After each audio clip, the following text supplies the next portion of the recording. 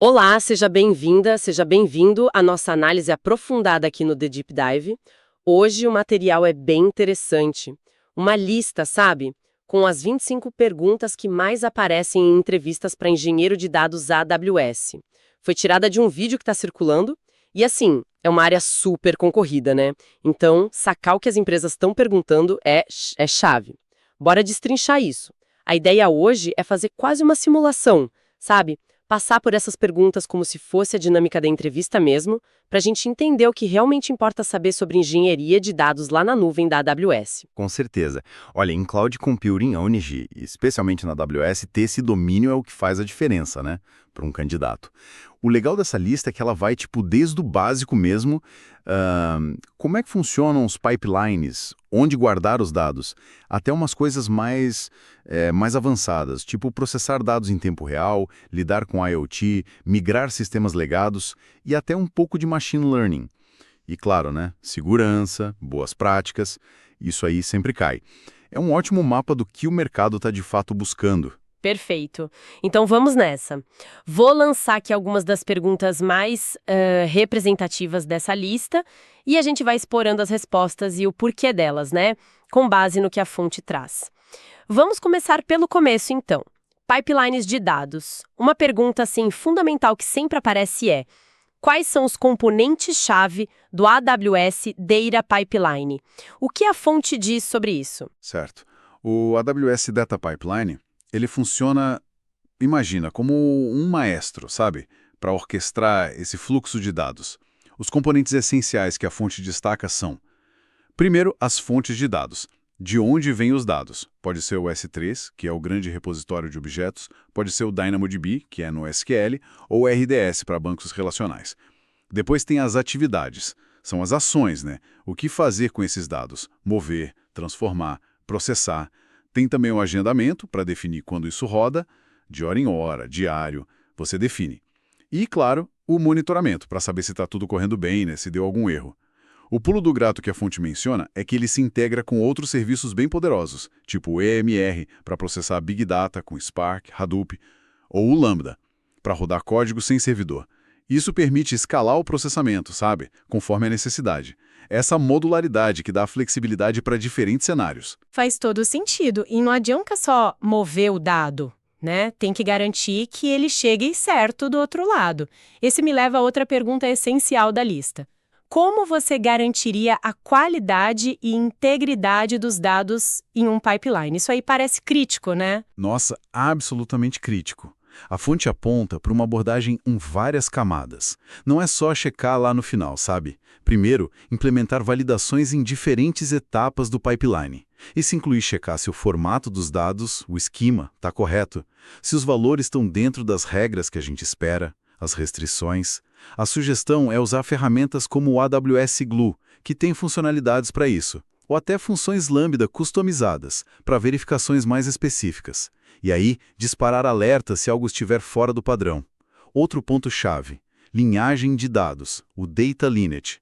Mapear de onde o dado veio, por quais transformações ele passou, isso ajuda demais a rastrear problemas até a origem. Além disso, a fonte também menciona auditorias regulares e o uso de métricas de qualidade. O dado está completo, está preciso, consistente, para monitorar continuamente. E, por fim, testes automatizados no pipeline. Como se fosse um software mesmo, para pegar erros antes que eles impactem o negócio. Qualidade tem que ser parte do design, não uma coisa que você pensa depois. Entendido. Qualidade embutida no processo, então. Legal. E falando em design de pipeline, a tendência forte hoje é ir para o serverless, né? Sem gerenciar servidores. Como a lista aborda isso? Tem uma pergunta sobre construir fluxos de trabalho serverless com a AWS Step Functions. Como seria isso na prática? O Step Functions, ele entra justamente para orquestrar esses fluxos serverless que são um pouco mais complexos. A ideia é definir uma máquina de estado. Pensa num fluxograma visual do seu processo. Cada passo nesse fluxograma pode chamar um serviço diferente. Uma função lambda para fazer uma transformação rápida, uma tarefa no Glue para um ETL mais pesado, gravar algo no S3, mandar uma notificação via SNS. Você define a lógica, sabe? Se acontecer X, vai para o passo Y, se der erro, tenta Z. E o Step Functions cuida de executar na ordem certa. Ele gerencia as tentativas em caso de falha, as retentativas e pode até rodar passos em paralelo para acelerar. O grande benefício é a escalabilidade e, claro, a redução da carga operacional. Você não gerencia a infra por baixo. A fonte destaca muito isso, orquestrar múltiplos serviços de forma visual e resiliente. Isso conecta bem com outra pergunta que foca em ETL. Como você projetaria e implementaria processos ETL, extração, transformação e carga, usando os serviços AWS? Parece que Glue e Lambda aparecem de novo aqui, né? Exato. Eles são peças centrais nesse quebra-cabeça. O processo ETL na AWS geralmente começa identificando as fontes, né? Bancos de dados, arquivos no S3, dados de streaming. Para extração, o AWS Glue é muito usado, especialmente os crawlers, que descobrem automaticamente o esquema dos dados. Bem útil. Na transformação, o T, a escolha depende um pouco da complexidade. Pode ser uma função lambda para algo rápido, pontual, ou os próprios jobs ETL do Glue que usam Spark por baixo para processamento distribuído. Aí dá para limpar, enriquecer, agregar dados em maior volume. E na carga, o L, os dados transformados vão para o destino. Pode ser um data warehouse como o Redshift, um data lake no S3 ou outro banco. O Step Functions pode orquestrar todo esse fluxo, como a gente falou. E o CloudWatch é essencial para monitorar a execução, a performance e os logs. A ideia é usar os serviços gerenciados para ter um ETL escalável e mais fácil de manter. Beleza, cobrimos bem essa parte de pipelines e processamento. Vamos mudar um pouco o foco agora. Para onde esses dados efetivamente vivem? Armazenamento e gerenciamento. Uma pergunta comum é sobre a experiência geral do candidato. Descreva sua experiência com serviços AWS para gerenciamento de dados.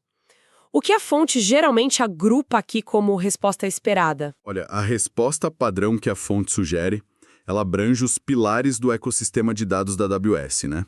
Menciona o Amazon S3 como a base para armazenamento de objetos, destacando a escalabilidade, a durabilidade, o custo-benefício para data lakes. É quase onipresente. Cita o AWS Glue de novo, mas aqui com foco no Data Catalog, que funciona como um inventário central de seus dados, facilitando a descoberta. Para Data Warehousing, o Amazon Redshift é o destaque.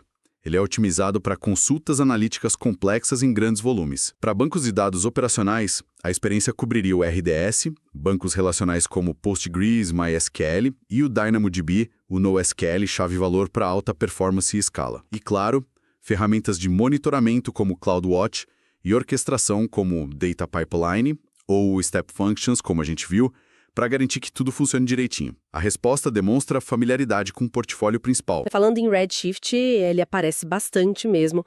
Uma pergunta específica que pode rolar é: como você projetaria um esquema de Data Warehouse escalável na AWS usando o Redshift? O que é crucial aqui, além de só, sei lá, criar as tabelas? Projetar um esquema escalável no Redshift vai bem além de só criar tabelas. A fonte enfatiza algumas práticas-chave. Primeiro, a modelagem. Geralmente se usa o esquema em estrela, o Star Schema, que separa dados quantitativos, as tabelas de fatos, de dados descritivos, as tabelas de dimensão. Isso otimiza as consultas analíticas. Segundo, as configurações do próprio Redshift. Escolher os Distribution Styles, como os dados são distribuídos entre os nós do cluster. E as Sort Keys, como os dados são ordenados dentro de cada nó. Isso é fundamental para a performance. Uma escolha errada aqui pode, matar a velocidade das consultas. A fonte também reforça usar o Glue para carregar os dados de forma otimizada, monitorar a performance direto e ajustar o esquema ou as configurações se precisar. E não esquecer da segurança, né? Usar roles do IAM para acesso e criptografia para dados sensíveis. Não é só criar, é pensar em performance, manutenção e segurança desde o início. E essa parte de descoberta de dados que você mencionou com o Glue? Como ele facilita isso exatamente? Tem uma pergunta relacionada. Como o AWS Glue entra na descoberta e catalogação de dados? O Glue atua como um facilitador central nisso aí. Os crawlers dele são tipo uns robôs que você aponta para suas fontes de dados S3, RDS, etc. Eles escaneiam os dados, inferem o esquema, colunas, tipos de dados e automaticamente populam o Glue Data Catalog. Esse catálogo vira um repositório central de metadados. Pensa nele como se fosse o índice de uma biblioteca gigante de dados, sabe? Com isso, ferramentas de análise como Athena, Redshift Spectrum e até o próprio Glue ETL sabem onde os dados estão e qual a estrutura deles, sem precisar configurar manualmente cada vez. Isso simplifica muito a governança de dados, a descoberta para novos projetos de análise e a integração entre diferentes serviços que precisam ler os mesmos dados. Entendi. Agora, uma pergunta mais prática, que eu imagino que possa surgir, focada no S3. Quantos buckets S3 podem ser criados por padrão e que considerações devem ser feitas ao trabalhar com S3? Tem um limite? Tem sim, por padrão, cada conta AWS pode criar 100 buckets S3. É um limite soft, né? Dá para pedir aumento, abrindo um chamado para a AWS caso precise de mais. Mas assim, mais importante que o número são as considerações ao usar o S3. A fonte destaca algumas coisas. Primeiro, entender os custos das diferentes classes de armazenamento. Tem Standard, Intelligent Tiering, Glacier, cada uma tem um preço e um caso de uso. Tem que escolher a mais adequada para o padrão de acesso aos dados. Depois, implementar controles de acesso bem rigorosos. Usar políticas de bucket, IAM e criptografia, né? SSE, S3, SSKMS, para segurança. Usar políticas de ciclo de vida para mover ou deletar dados automaticamente depois de um tempo. Ajuda a controlar custo e organização. Pensar em redundância. O S3 já é muito redundante dentro de uma região, mas dá para usar replicação entre regiões, para disaster recovery, por exemplo, e otimizar performance. Por exemplo, como você nomeia os arquivos, as chaves, pode impactar para evitar hot partitions. O S3 é simples de usar no básico, mas para otimizar e gerenciar em escala, tem seus detalhes. Mudando um pouco de marcha agora para dados que não param de chegar. Streaming. A lista inclui essa pergunta. Qual sua abordagem para lidar com dados de streaming na AWS usando Apache Kafka? Kafka é super popular. Como a AWS se encaixa nisso? Então, a AWS oferece o Amazon MSK, que é o Managed Streaming for Apache Kafka. Basicamente, é Kafka como serviço gerenciado. Isso tira um peso enorme de operar e escalar um cluster Kafka manualmente, o que não é trivial. A abordagem que a fonte descreve envolve, primeiro, claro, configurar o cluster MSK. Depois, ter os producers, aplicações ou serviços, enviando dados para os tópicos Kafka. Do outro lado, ter os consumers lendo desses tópicos em tempo real. Esses consumers podem ser funções Lambda, aplicações rodando em EC2, ECS, EKS, ou até integrados com serviços como Kinesis Data Analytics para análises mais complexas em tempo real. O monitoramento com CloudWatch é crucial para ver a saúde do cluster, latência, essas coisas. E, finalmente, pensar em políticas de retenção dos dados nos tópicos e estratégias de tolerância a falhas, para garantir que o fluxo não pare se algo der errado. O MSK facilita usar Kafka na nuvem, mas os conceitos de producers, consumers, tópicos são os mesmos do Kafka Open Source. Falando em mover coisas para a nuvem, a migração é sempre um tema quente. Pergunta da lista. Descreva a sua experiência com a AWS Data Migration Service, DMS, para migração de banco de dados. O que ele faz exatamente? Para que serve? O DMS ele é um serviço projetado especificamente para facilitar a migração de bancos de dados para a AWS, ou mesmo entre bancos dentro da própria AWS, sabe? E o grande diferencial é fazer isso com o mínimo de downtime possível. A experiência que a fonte descreve geralmente envolve alguns passos: configurar os endpoints, o banco de origem e o de destino, criar uma tarefa de migração. Essa tarefa pode fazer uma carga inicial completa, tipo um snapshot, e depois ficar replicando continuamente as alterações que acontecem na origem. É o famoso CDC, Change Data Capture. Isso permite que a aplicação continue rodando no banco de origem, enquanto os dados são sincronizados com o destino. É muito útil. O DMS suporta migrações homogêneas, tipo MySQL para RDS e MySQL, e heterogêneas, tipo Oracle para PostgreSQL RDS. Nesse caso heterogêneo, ele pode até ajudar a converter o esquema automaticamente com uma ferramenta complementar, a STC, Schema Conversion Tool. A chave é o monitoramento constante durante a migração e a validação dos dados no destino para garantir a integridade. O grande valor do DMS é reduzir o risco e o tempo de parada em migrações que podem ser bem complexas. E se a aplicação que está sendo migrada for muito intensiva em dados? Como garantir alta disponibilidade e baixa latência durante essa migração? Não pode parar, né? Exato. Para aplicações críticas, a migração exige um cuidado redobrado.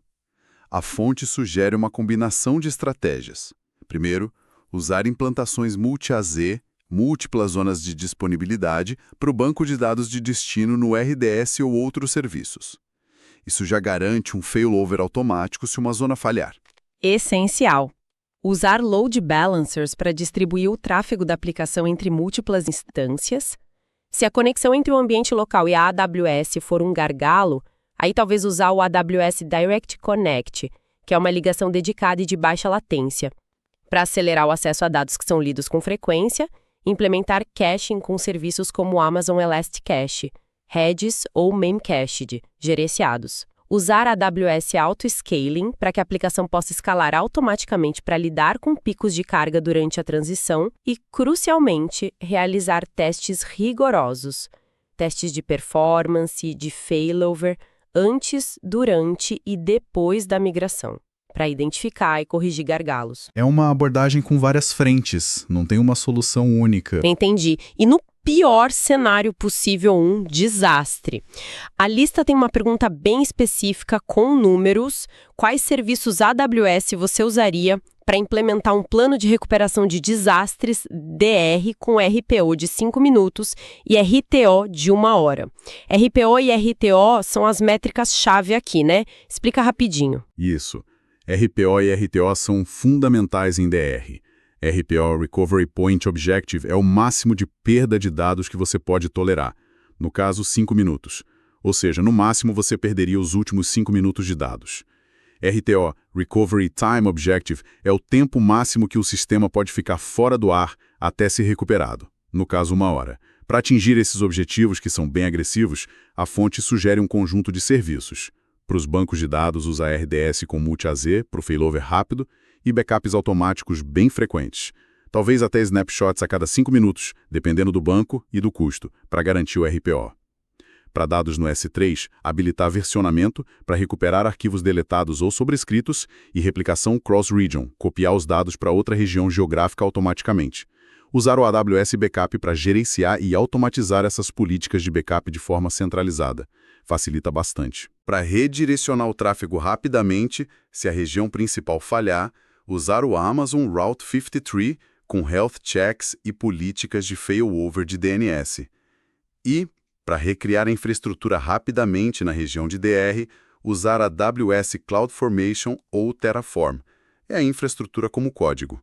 A combinação desses serviços permite atingir RPOs e RTOs baixos, mas exige planejamento e testes. Segurança, segurança, segurança. Sempre em pauta.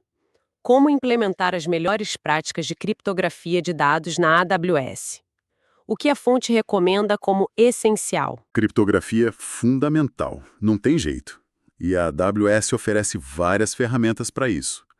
O processo recomendado na fonte começa por identificar quais dados são realmente sensíveis e precisam ser criptografados, tanto em repouso, quando estão armazenados, quanto em trânsito, quando estão na rede. Para gerenciar as chaves de criptografia de forma segura, a recomendação é usar o AWS Key Management Service, KMS. Com o KMS, você cria e controla suas chaves, define quem pode usar, etc. Para dados em repouso, habilitar a criptografia do lado do servidor, SSE, Server-Side Encryption, nos serviços que armazenam dados, S3, RDS, EBS, os volumes de disco das EC2, a maioria suporta. Existem diferentes tipos de SSE, como SSS3, SSE-KMS, SSS-C, cada um com suas características. Para dados em trânsito, usar TLS SSL para criptografar a comunicação entre clientes e servidores e entre os próprios serviços AWS dentro da sua VPC. Criptografia periodicamente e monitorar o uso delas com CloudTrail, por exemplo. E, claro, documentar toda a estratégia. Isso é crucial para auditorias e conformidade. Mas aí vem aquele dilema, né? como equilibrar essa segurança toda que às vezes pode parecer que adiciona complexidade ou overhead com a necessidade de performance e eficiência. Como a lista aborda esse equilíbrio entre segurança e eficiência? É uma ótima pergunta e a resposta não é um ou outro, sabe? É projetar para ter ambos. A fonte sugere uma abordagem de segurança em camadas, o Defense in Depth, combinada com otimização. Usar o IAM, a Identity and Access Management, com o princípio do menor privilégio é a base de tudo.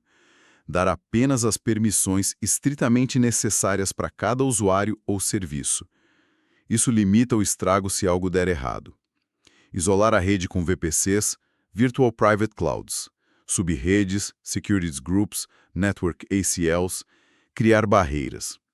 Otimizar a entrega de conteúdo e reduzir a latência usando o CloudFront, a CDN da AWS. Isso melhora a performance e pode até ajudar a absorver alguns tipos de ataque.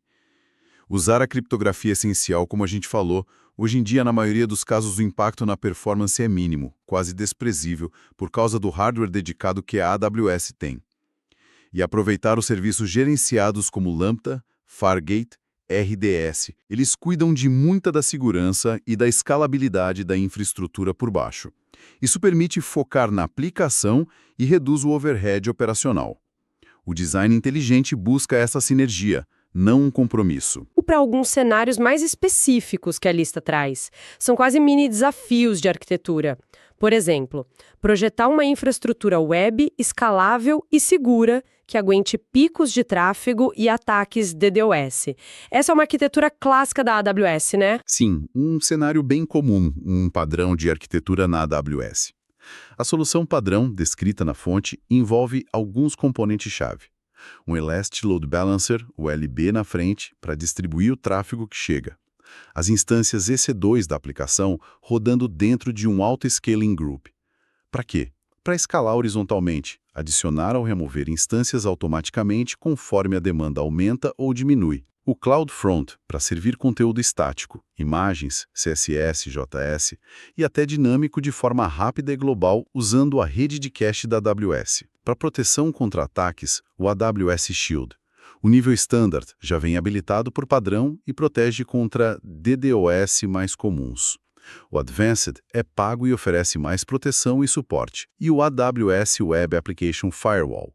Aqui, você configura regras customizadas para filtrar tráfego malicioso, bloquear SQL injection, cross-site scripting ou IPs de origem suspeita, por exemplo. Tudo isso, claro, rodando dentro de uma VPC segura, com security groups bem configurados, que funcionam como firewalls nas instâncias, e usando halls do IAM para que as instâncias acessem outros serviços AWS de forma segura, sem precisar de chaves de acesso hard-coded. É uma combinação de escalabilidade e múltiplas camadas de segurança. Legal! E para o mundo de IoT, que está super em alta, como seria uma plataforma de análise de dados em tempo real para processar dados de sensores IoT na AWS? Para IoT, a arquitetura sugerida na fonte também usa uma combinação de serviços. Começa com o Amazon IoT Core. Ele funciona como a porta de entrada segura para os dispositivos, os sensores, se conectarem e enviarem dados para a nuvem, geralmente usando o protocolo MQTT. Esses dados que chegam fluem para o Amazon Kinesis. Pode ser o Kinesis Data Streams, para processamento customizado em tempo real, ou o Kinesis Data Firehose, que facilita entregar esses dados para outros destinos. Os dados brutos podem ser armazenados, por exemplo, no S3, para histórico ou análises futuras. A partir do Kinesis, funções Lambda podem ser disparadas para processar os dados, filtrar, enriquecer, agregar, detectar anomalias. Ou os dados podem ser enviados para ferramentas de análise, como o Amazon Redshift, usando o Firehose para carregar, ou consultados diretamente no S3 com o Amazon Athena. E para visualizar os insights, os dashboards, a ferramenta indicada é o Amazon QuickSight. É um pipeline completo, desde o sensor lá na ponta até a visualização do resultado. Fechando esses cenários específicos, tem um bem interessante na lista.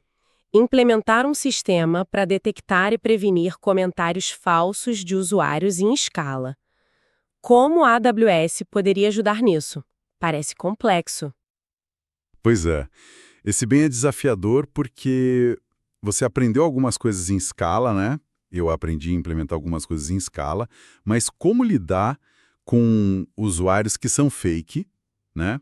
E você entender que esses usuários estão a propósito fazendo comentários falsos, ou o histórico deles não se enquadra com os seus usuários, ou com o que eles são esperados para interagir com o seu serviço. Como você consegue lidar com isso? É um desafio interessante, né? A combinação sugerida na fonte é bem legal. Usar o Amazon Comprehend, que é um serviço de NLP, processamento de linguagem natural, para quê? Para analisar o texto dos comentários. Ele pode detectar sentimento, positivo, negativo, neutro, entidades, nomes, lugares e até identificar padrões na linguagem que podem indicar que um comentário é spam ou falso. Funções Lambda poderiam ser acionadas em tempo real, a cada novo comentário postado. Essa Lambda chamaria o Comprehend para fazer a análise e aplicaria regras de negócio para decidir se o comentário é suspeito ou não, dando um score de risco, por exemplo. Os comentários e seus metadados, incluindo esse score de risco, poderiam ser armazenados no DynamoDB, que é rápido para esse tipo de acesso chave-valor.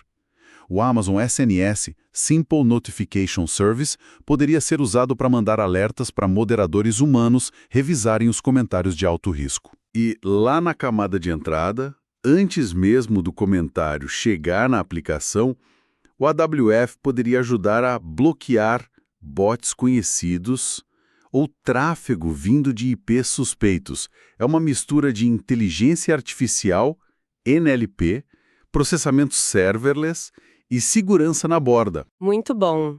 Bem criativo o uso dos serviços aí.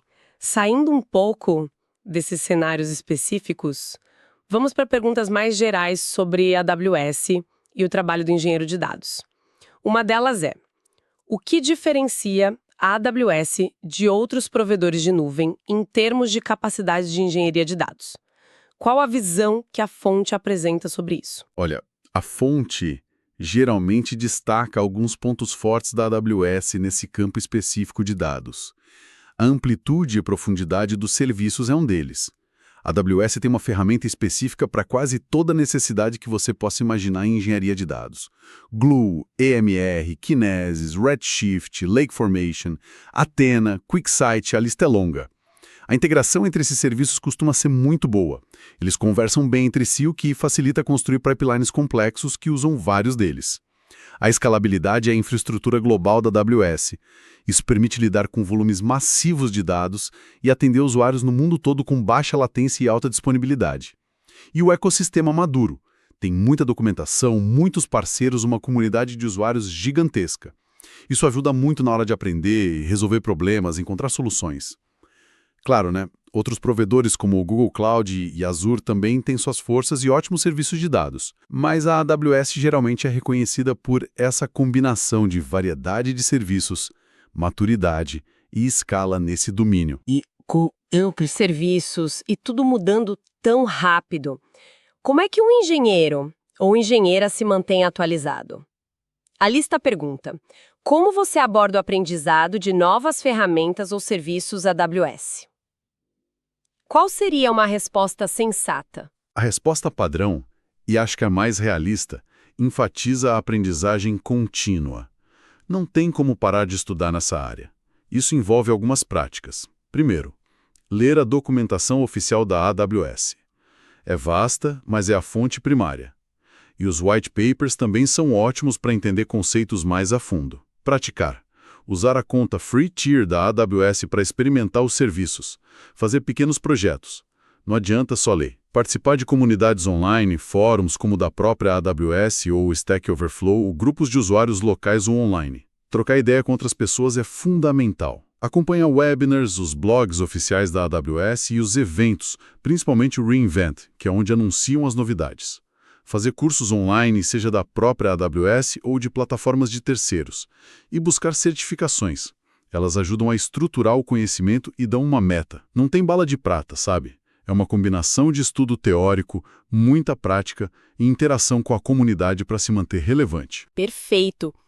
E para fechar, uma pergunta que meio que conecta tudo que a gente falou. Descreva sua experiência com o uso de serviços AWS para análise de Big Data e fluxos de trabalho de Machine Learning. Qual a combinação típica de serviços que a fonte sugere mencionar aqui? Essa pergunta busca entender se o candidato já trabalhou na intersecção dessas áreas, dados, analytics e ML, que estão cada vez mais juntas. A resposta típica mencionada na fonte geralmente inclui usar o Amazon EMR com Apache Spark para processamento distribuído de grandes volumes de dados, o famoso Big Data. Utilizar o Amazon Redshift como Data Warehouse para fazer análises mais complexas e BI sobre esses dados processados. E usar o Amazon SageMaker, que é a plataforma completa de Machine Learning da AWS, desde a preparação dos dados, construção e treinamento de modelos, até fazer o deploy em produção para que eles possam ser usados. O AWS Glue entra como a cola, literalmente, para preparar e mover os dados entre essas diferentes etapas e serviços. O Glue Data Catalog ajuda o SageMaker a encontrar os dados. Os jobs ETL preparam os dados para o treinamento. Ter experiência com essa combinação demonstra a capacidade de ir além do ETL tradicional e trabalhar com Analytics avançado e Machine Learning na plataforma AWS, que é algo cada vez mais esperado. Ufa! Cobrimos bastante terreno, hein? Explorando essas perguntas-chave da lista. Passamos por pipelines, armazenamento, streaming, migração, segurança. Vimos arquiteturas específicas para web, IoT, prevenção de fraude. E falamos até da operação e do aprendizado contínuo.